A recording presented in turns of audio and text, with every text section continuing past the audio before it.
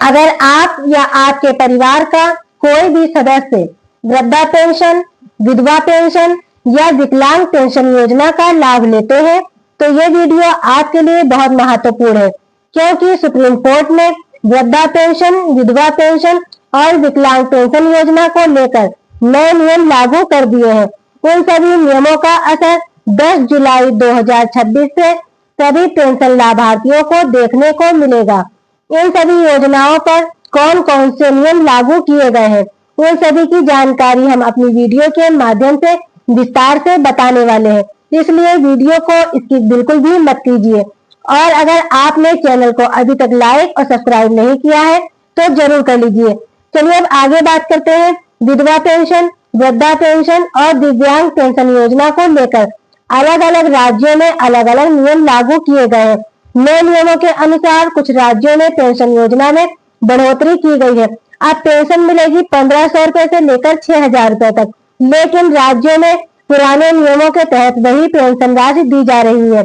उन सभी राज्यों में पेंशन बढ़ोतरी को लेकर मांग की जा रही है, तो इस विषय में सरकार पेंशन बढ़ाने को लेकर गंभीरता से सोच रही है।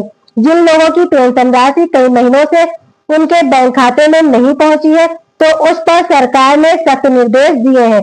जिनके खाते में बकाया पेंशन राशि नहीं पहुंची है, तो फिर उनको जल्द से जल्द पेंशन राशि पहुंचाई जाए, क्योंकि सरकार का मकसद सिर्फ पेंशन देना ही नहीं होता, बल्कि ये किसी व्यक्ति की आर्थिक सुरक्षा का माध्यम है। जब कोई व्यक्ति किसी कारण से कमाने में सक्षम नहीं रहता या उसकी आय समाप्त हो जाती है, तब सरकार उसकी न्यूनतम जरूरतों को पूरा करने के लिए आर्थिक सहायता देती है। अगर बात करें वृद्धा पेंशन की, तो जब कोई व्यक्ति उम्र के उस पड़ाव पर पहुंच जाता है जहां उसके लिए मेहनत मजदूरी करना या नौकरी करना कठिन हो जाता है, तब उसकी आय लगभग समाप्त हो जाती है। अगर उसके बच्चे उसकी देखभाल करें तो अच्छी बात है, लेकिन हर परिवार की स्थिति एक जैसी नहीं होती। कई बुजुर्ग ऐसे होते हैं जिनके पास ना नौकरी होती है, ना खेती, ना व्यवसाय और ना ही नियमित आय का कोई साधन। ऐसी स्थिति में सरकार वृद्धा पेंशन देती है ताकि बुजुर्ग व्यक्ति अपनी छोटी छोटी जरूरतें जैसे दवा, भोजन, कपड़े या अन्य दैनिक खर्च पूरा कर सके। इसका उद्देश्य किसी को अमीर बनाना नहीं, बल्कि सम्मान पूर्वक जीवन जीने में सहायता करना है। अब बात करते हैं विधवा पेंशन की। पति की मृत्यु के बाद कई महिलाओं को आर्थिक स्थिति अचानक कमजोर कर देती है। विशेष रूप से ग्रामीण क्षेत्रों और गरीब परिवारों की महिलाएं पूरी तरह अपने पति की आय पर निर्भर होती हैं, लेकिन पति के निधन के बाद उनके सामने बच्चों की पढ़ाई, घर का खर्च, इलाज और रोजमर्रा की जरूरतें जैसी कई समस्याएं आ जाती हैं। इसी स्थिति को ध्यान में रखते हुए सरकार विधवा पेंशन देती है ताकि महिला को हर महीने कुछ आर्थिक सहायता मिल सके और वो सम्मान के साथ अपना जीवन आगे बढ़ा सके। इस योजना का उद्देश्य महिलाओं को आत्मनिर्भर बनने में सहायता देने और उनकी आर्थिक कठिनाइयों को कम करना है। अब बात करते हैं विकलांग पेंशन की। कुछ लोग जन्म से ही दिव्यांग होते हैं, जबकि कुछ लोग दुर्घटना या बीमारी के कारण दिव्यांग हो जाते हैं। कई बार ऐसी स्थिति में व्यक्ति नियमित रोजगार नहीं कर पाता है, आय कम हो जाती है, लेकिन खर्च ज्यादा बढ़ जाता है। इलाज, दवाइयाँ, आने जाने का खर्च और दैनिक जीवन की जरूरतें पहले से अधिक हो जाती है। इसी कारण सरकार विकलांग पेंशन के माध्यम से आर्थिक सहायता देती है ताकि दिव्यांग व्यक्ति सम्मान पूर्वक जीवन जी सके और उसकी बुनियादी जरूरतें पूरी हो सके। अब सबसे बड़ा सवाल है, क्या सरकार यह पैसा मुफ्त में बांटती है? तो इसका जवाब है नहीं। सरकार मुफ्त में पैसा नहीं बांटती है, बल्कि ये सामाजिक सुरक्षा व्यवस्था का एक हिस्सा है। हर आधुनिक देश अपने कमजोर नागरिकों की सहायता के लिए कुछ न कुछ सामाजिक सुरक्षा योजनाएं चलाती है।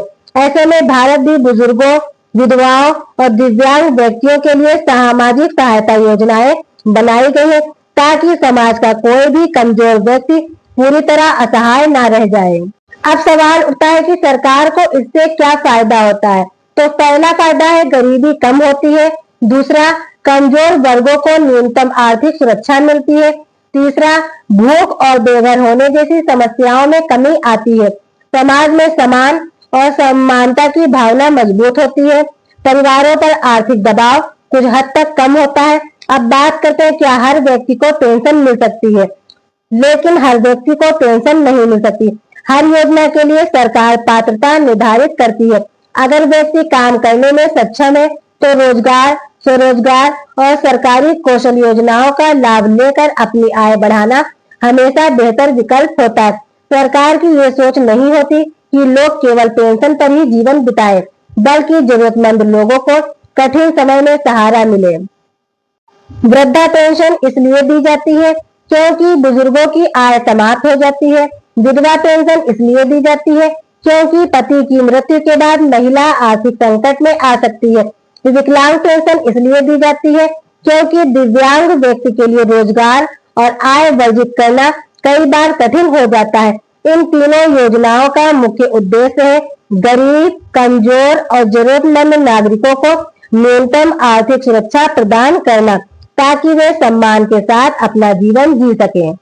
अब बात करते हैं सुप्रीम कोर्ट की ओर से वृद्ध, विधवा, विकलांग पेंशन योजना को लेकर क्या आदेश दिए गए हैं। तो सबसे पहले नियम की बात करते हैं। राज्य सरकारें समय समय पर मासिक पेंशन राशि बढ़ाती है।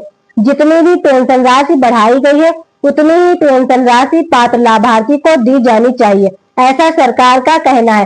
क्योंकि कोई बुजुर्ग व्यक्ति बार बार बैंक के चक्कर काटे फिर भी उसको पेंशन राशि नहीं मिल पाती है, इससे अधिकारियों को काम अपना तेजी से करना चाहिए। बुजुर्गों को बार बार बैंक के चक्कर काटने से पहले उनके बैंक खाते में पेंशन की राशि पहुंच जानी चाहिए। सरकार का ये सख्त निर्देश दिया हुआ है। इसके बाद दूसरा नियम, समय समय पर सरकार लाभार्थियों का पुनः सत्यापन करती है। यदि कोई व्यक्ति अपात्र पाया जाता है या उसकी मृत्यु हो चुकी है तो उसकी पेंशन को तुरंत बंद किया जाए, ताकि जो नए पात्र लाभार्थी हैं उनको पेंशन योजना का लाभ मिल सके।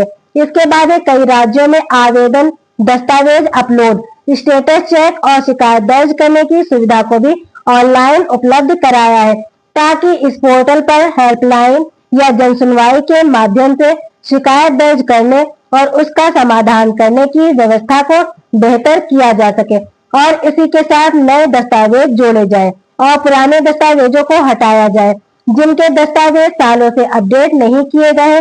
इसीलिए जिनके दस्तावेज काफी समय से अपडेट नहीं हुए, जैसे आधार कार्ड, बैंक पासबुक, तो उनको अपडेट कराना बहुत जरूरी है। इसके बाद अधिकांश राज्यों में पेंशन सीधे बैंक खाते में भेजी जाती है, इसीलिए बैंक खाता सक्रिय होना और सही विवरण होना जरूरी है। इसी के साथ आधार लिंक करना, KYC कराना और पहचान का समय समय पर सत्यापन किया जाना आवश्यक है, ताकि गलत लाभार्थियों को हटाया जा सके। और जो नए पात्र लाभार्थी हैं इस योजना में आवेदन करना चाहते हैं उनके लिए सामान्य पात्रताएं निर्धारित की गई है। जैसे आप जिस राज्य में आवेदन करना चाहते हैं आप वहां के निवासी हो, आपके पास इसका प्रमाण होना चाहिए। वृद्ध पेंशन लेने के लिए निर्धारित पूरी उम्र होना, आय सीमा के अंदर होना। अगर आप विधवा पेंशन योजना के लिए आवेदन करना चाहते हैं तो उसके लिए पति की मृत्यु का प्रमाण पत्र होना आवश्यक है। और अगर आप दिव्यांग पेंशन योजना का लाभ लेना चाहते हैं तो आपके पास 40% दिव्यांगता का प्रमाण पत्र होना चाहिए। बैंक खाता और आधार विवरण सही होना चाहिए। KYC का सत्यापन पूरा होना। इन सभी पात्रताओं को पूरी करने के बाद आप इस योजना में आवेदन कर सकते हैं और आप भी इस योजना में लाभ ले सकते हैं। तो दोस्तों, ये थी आज की जानकारी। ऐसी ही नई जानकारियों के लिए हमारे चैनल से जुड़े रहें। अगर आपने अभी तक हमारे चैनल को लाइक और सब्सक्राइब नहीं किया है तो जरूर कर लीजिए। मिलते हैं नई जानकारी, नई अपडेट के साथ। धन्यवाद।